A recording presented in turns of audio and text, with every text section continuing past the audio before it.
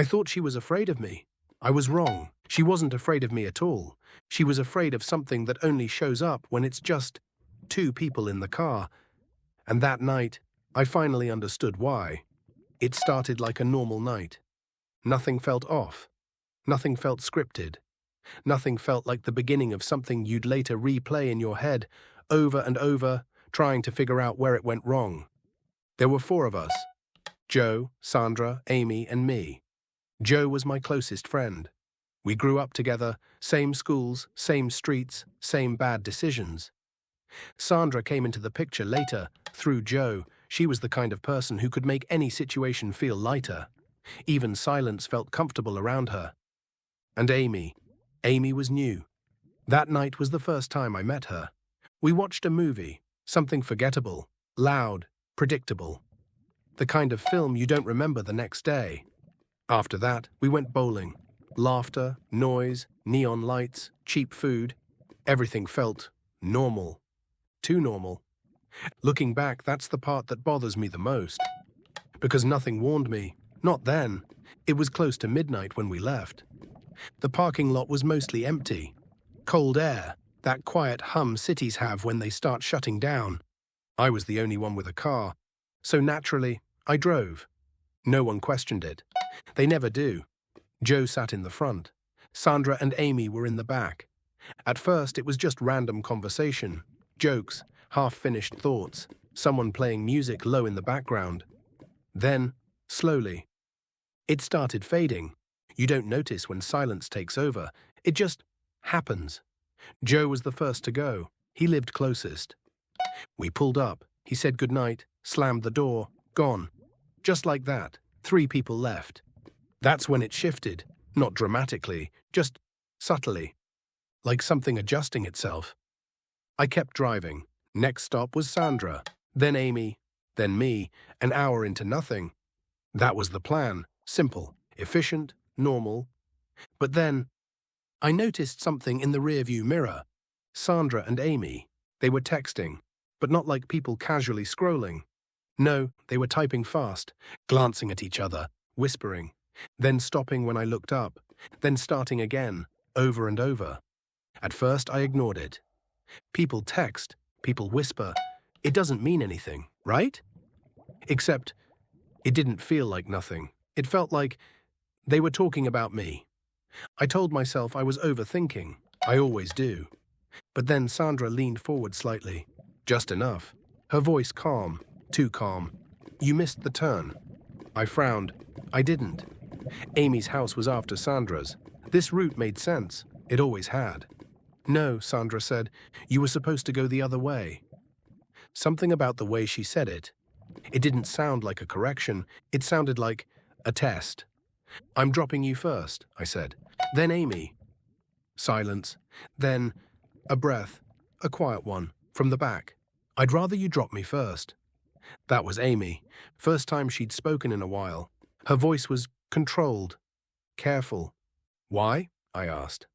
Another pause, longer this time. Too long for a simple question. Then she said it. Softly, but clear enough. I don't want to be alone in the car with you.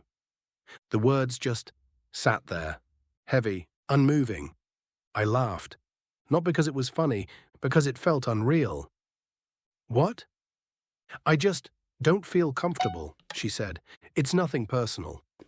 Nothing personal. That's what people say when it's exactly that. Sandra didn't say anything, but she didn't disagree either. I felt something tighten in my chest. Annoyance, confusion, something else I couldn't name. You'll be fine, I said. It's 10 minutes. No, Amy said, more firmly this time. I'm serious. And then, almost like she didn't want to say it, but you're a man. I don't know you. There it was. The air changed. Again. But this time, it stayed that way. I gripped the steering wheel tighter, not out of anger, out of something else, something heavier. So you want me to what? I asked. Drop me first, she said. Then Sandra. I did the math instantly. It added 20 minutes, backtracking, extra distance, pointless loops. No, I said. Simple, clear, final, silence, then pressure. Come on, Sandra said. It's not a big deal. It is, I said. I already have a long drive.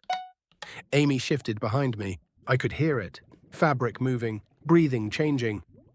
It's just about safety, she said. Safety. That word again. I'm not going out of my way for that, I replied. The car went quiet, unnaturally quiet.